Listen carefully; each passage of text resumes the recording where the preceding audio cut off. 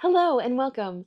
My friend Jen at Jen's Reading Life kindly tagged me in the Epistolary January Epistolary Query tag. As I was preparing for this video, I got to thinking about the last book that I read, which is very similar to an epistolary novel. The journal writing of this is a key component of this story. I have a Bound Galley copy of this book. It is not a book that is set for resale, and I thought this would be a perfect book to use as a giveaway. And since it's epistolary novel adjacent, it would fit perfectly. So be sure to stay till the end of this video so that you can find out what book it is and how to enter the giveaway.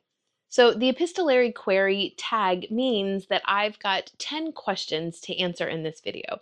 But before I get to those questions, I wanted to just quickly go over what an epistolary novel is. Most of you probably know it, but on the off chance that you don't, epistolary just means letter writing. And so an epistolary novel is a novel in which the author has made the stylistic decision to have the plot and characters unfold through letter writing. It also could be other documents, and so that could include journal, diary, any of those types of narrative formats also work in the epistolary novel definition. So the first question is, do I enjoy epistolary novels on a scale of 1 to 5? 1 meaning that I hate them, 5 being that I love them. And for me, I can't even think of an epistolary novel that I've read that I haven't enjoyed. So I absolutely love them. As I mentioned, it's obviously a stylistic decision that an author makes, but in any instance that I've read it being used, I've enjoyed it. I have found that for the books that I've chosen to share as my favorites under this first question, I'm drawn more to the diary format or the journal format than the letter writing. But thinking of the letter writing ones also that I'm going to talk about, I also enjoyed them as well. And what I love most about these diary format epistolary novels is, as I mentioned, the insight that you get from the characters. So it's just a very intimate look into someone's life. So it's not just narrated from first person, not just someone else's perspective. It feels very intimate. You just feel like you're that much closer to someone. And I just think it gives you a more in-depth perception of what someone is going through. And it also has some longevity. So it's usually something that's happening day in and day out. And so you're seeing the slice of life of somebody as well as what they're going through day in and day out. And that's really, for me, the draw of that diary format. Of the books that I have to share, the epistolary novels that I loved, I have The Tenant of Wildfell Hall by Anne Bronte. This was not published during her lifetime. There's a whole complicated story behind why I think Charlotte Bronte blocked the publication of this. But this is a phenomenal story. It is the story of Helen Graham, who's this mysterious woman who enters into a community, and they're all very curious about how she ended up coming to be there with her son. And she shares her journal, her diary, with a neighbor who is genuinely interested and concerned about her. And through his uncovering of what happens in this diary, in this journal, we as the readers discover Helen Graham's background. And it's well written, very hard hitting, and a phenomenal epistolary novel. And then I have The Diary of a Nobody by George and Weedon Grossmith. This is a humorous Victorian novel that follows this sort of no-name clerk, Mr. Pooter, in London. And it is quirky and amusing and has little funny stories in it. And it actually made me laugh out loud. And just a surprising little Victorian epistolary novel that I loved. It's his daily journal. Epistolary novels are not just for certain genres or certain time periods of literature. Fantasy novels also can be epistolary, and in this we have Emily Wilde's Encyclopedia of Fairies, and this is written in a journal format. And so this is Emily's journal. It is dated.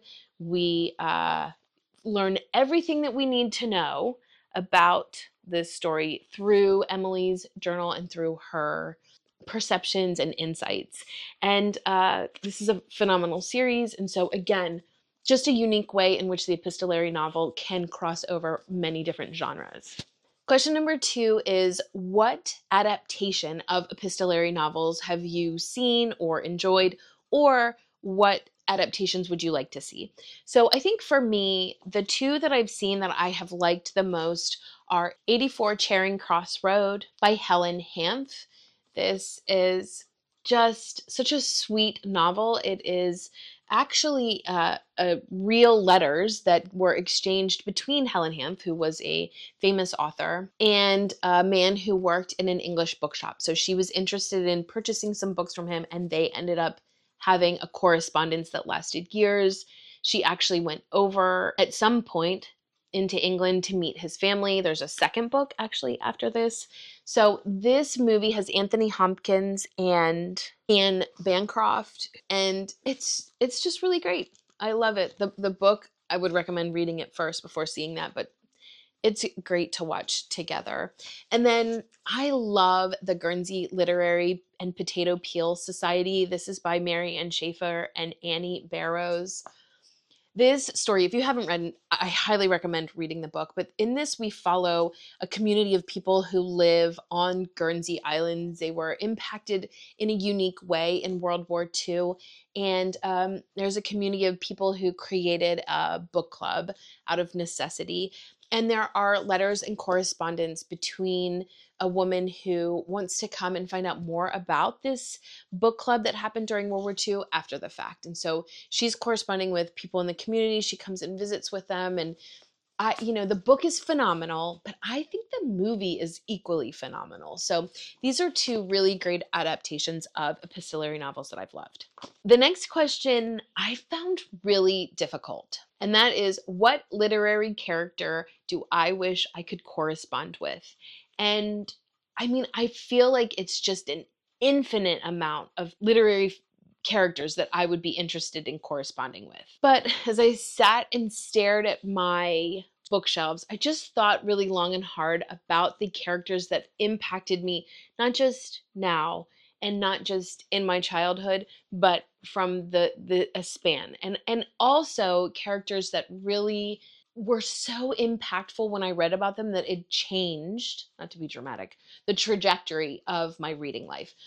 So the first characters I would share are Joe and Meg March after they're married and are settled. And so I actually like Little Men, possibly more than Little Women and Good Wives. I just love this so much. I love when Joe has gotten married and she's at Plumfield and raising the children and just the hijinks. I love her parenting style with Professor Bear.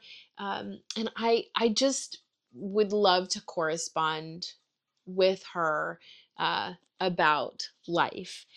And then the second one that I chose, again, this was, again, very difficult. It was like I could just choose anybody really to talk about. But I chose Mary Lindsay in Scent of Water by Elizabeth Goudge. So for me, reading Scent of Water was formative in my adult reading life. So I read a lot when I was younger, and then I had a period in my adult life where I didn't have as much time to read, and I started to get back into it, and I picked up Scent of Water by Elizabeth Goudge. And my relationship with Mary Lindsay and seeing how she changed and grew and got connected into this community was just so impactful, and I absolutely fell madly in love with Elizabeth Goudge as a writer and promptly wanted to read everything she had ever written. And so I would love to correspond with Mary Lindsay, and honestly, I would probably spend most of my time asking her questions about her cottage, and could she describe it to me and talk about the entryway and the way it was laid out. I mean, the descriptions in here of this cottage that she inherits are just so fascinating. And so anyway, I picked Mary Lindsay. So question number 4 is, who is a character from history that you wish you could peek into their real, unedited, uncensored journal?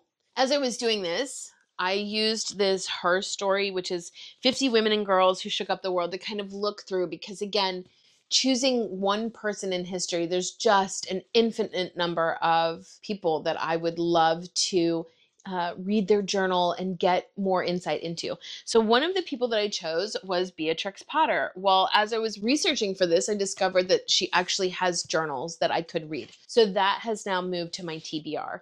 So, but someone else that I have chosen, again, kind of going along the realm of authors and books, I did think Emily Bronte, even Charlotte Bronte, Anne Bronte, any of the Brontes, I think would be an interesting choice for reading their journals. And then if we're not doing just authors, I mean, it's so many people in this book. So Harriet Tubman, I feel like reading her journals would be interesting. Boudica, who is a Celtic warrior leader, I think reading her journals would be so intriguing. As I flipped through this, I found so many people who I thought would be interesting to read their journals, and I just feel like I'm been encouraged to seek out a little bit more. As I said, Beatrix Potter was someone I would chose, and she has journals. I also know L.M. Montgomery has journals as well. And years ago, I looked into reading those, but I don't think my library had them, and so I didn't purchase them. But that's someone else that I think would be intriguing. So I'm feeling reinvigorated in searching for journals that are accessible that I can read, specifically, I think, of female authors. Question number 5 is, what is my favorite literary letter? And I do have a copy of a few Jane Austen novels, those versions where they have the letters that are printed inside of the book and you can pull them out and look at them. And I love those versions. Let me go grab them. So here's the Persuasion one. I know Jen in her video talked about the letter from Wentworth. And so these versions have these beautifully folded letters. I obviously haven't opened it, but it has the handwriting and everything. And it's just makes it such a tactile experience to read. So if you at all like the letters concept, I highly recommend looking into these. They have them also for Little Women, I know. So there are different versions of these letter writing books that are available. But for me, when I thought about choosing, I just thought about the last one that I've read, which is J.R.R. Tolkien, Letters from Father Christmas. And I think the reason why I love this so much is I love Tolkien's creativity in changing his handwriting and doing little drawings in his letters to his kids, comics that he did. So these are letters that J.R.R. Tolkien wrote to his children, and they span over 20 years, and they're just so funny. I read them with my kids this year at Christmas, almost like an Advent reading time. And they're just, especially Polar Bear, he's the best character, but just so funny and so creative. And so I cheated. I didn't just pick one letter. I picked multiple letters. But this book is just so much fun, and something that I would say has favorite letters that kids and adults can enjoy. Question number 6 is, which novels could you think of that are not epistolary novels but could work well as epistolary novels? I think this could be the case for quite a few books, but I chose 3. One of them is a series. Actually, 2 of them are series, but the first one is Emily of New Moon. With Emily being a writer, I think that this could be a really creative way to tell Emily's story. I know in the beginning she's pretty young and she has spelling issues, which you can see a little bit because we do see some of her writing in it. And so that might make it difficult, but especially as she gets older, I just really think this could be Emily's journal and Emily telling that story through her own writing and her own words. This is, dare I say it, my favorite L.M. Montgomery. And I just think that intimacy with Emily could just have made this just as beautiful. And then another series that I think would work is the My Side of the Mountain trilogy by Jean Craighead George. And it even starts out with some of his writing where, like, when it starts, it has quotations where he's kind of saying what it is that he wrote. And he'll even say, I remember when I wrote that last winter, I was afraid. And so there's already this epistolary novel format within it. but I think you could turn this into an epistolary novel and have it be his journal, as we have Sam, who runs away from the city and lives in the wild on his own. And so I think it would work well for that. And then another one that I was thinking as I was looking at my shelf that I think would be a great epistolary novel is A Gentleman in Moscow. And if that is the case, I would also choose this as an adaptation that I think would be great, because while it is not completely accurate with the book, the latest TV series that is A Gentleman in Moscow was a really great adaptation. I really enjoyed it. I loved the book, but the adaptation was great. But I think this could also work as an epistolary novel where we get the Count's view and thoughts and all of that in a diary journal format, and maybe even some letters. If he's able to kind of like get the letters in and out of the hotel that he is contained in. So I thought that would be a great one. And then another one I could think of that would be really great also as an adaptation, I think as like an anime or an animated adaptation, would be Fantastes by George MacDonald. This is like a fever dream novel of a young man who on his birthday ends up being transported into basically a fairyland, a land of creatures that are not like what we would see on Earth. And he goes through this whole big journey quest experience. And I think it could do well as a journal diary experience. It is in first person narrative.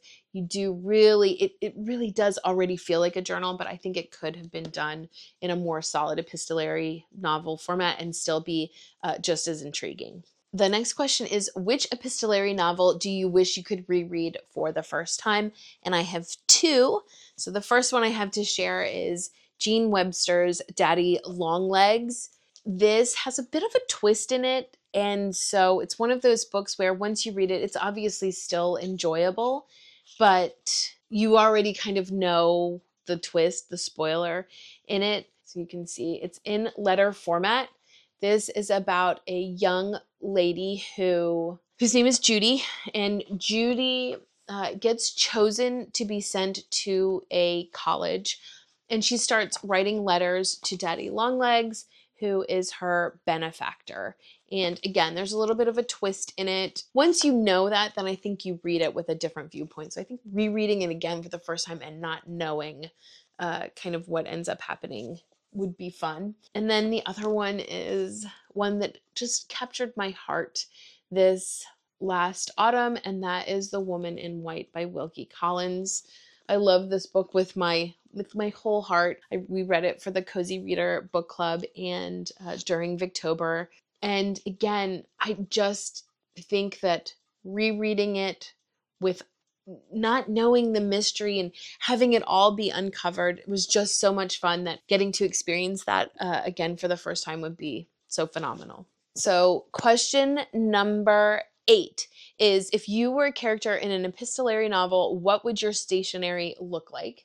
So I could only find this small little piece, but the kids and I for school have made our own paper a couple times, and we have like little flower petals that we can put in the paper. And I think that's so much fun. So if I were, going to be doing those letters like we're seeing in this format, I would love to use this paper or something that looks like this journal. This is a journal that one of my kids got for one of my other kids as a gift. And I just think it is so, I love the homemade paper feel, the deckled edges. I know some people really don't like the deckled edges, but I love this format of this book where it just feels like it's handmade. And so I would think that this would be a perfect way to write an epistolary novel and get it out into the world in such a tactile way. And then question number 9 is, what is the first epistolary novel you can recall reading? I did read Are You There, God? It's Me, Margaret by Judy Blume, which I don't think is technically an epistolary novel, but it is. I think it could be. She could be writing letters to God. But I think a true epistolary novel that I read, the first one I think would have been Frankenstein in high school. we're going way back, as Jen said in her original video. But this was so much more meaningful to me when I reread it as an adult. I could see so many more mature themes of what does the creator really owe or is responsible for something that they've created, and kind of getting into that whole philosophical discussion. And I had so much more pity for the creature when I read this as an adult. So anyway, I do think this is the first one, and what a great first epistolary novel experience this is. Question number 10 is, which literary character in an epistolary novel or otherwise would you write to for advice? So again, I sort of wandered around and looked at my bookshelves to think this one through. And just like who would I want to write to, correspond with, what historical character would I want to read their novels, it probably could change from day to day. But for today, I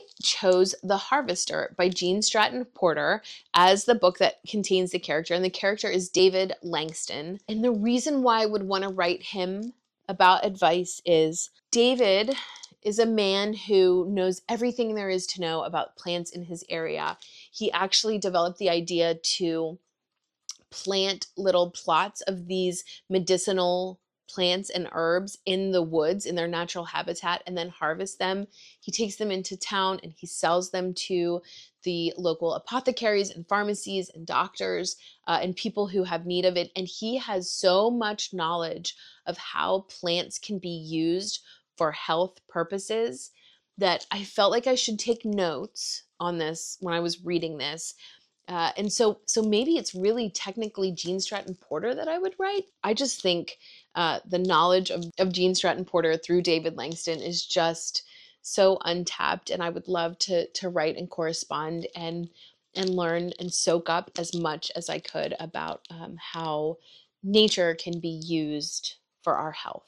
So the end of this is to tag anyone, and for me, I would just say, if you're interested, you're watching this and you're interested in answering all of these questions about the epistolary query tag, then please do. If you decide to do that, please feel free to let me know. You can leave a comment, you can leave a link to your video if you want to. If it's something you want to share on Instagram, that, just really quickly, here's some of your top favorite epistolary novels, feel free to do that too. Thanks again to Jen at Jen's Reading Life for kindly tagging me. And now for the giveaway, I have a Bound Galley version of The Frozen River by Ariel Lawhon.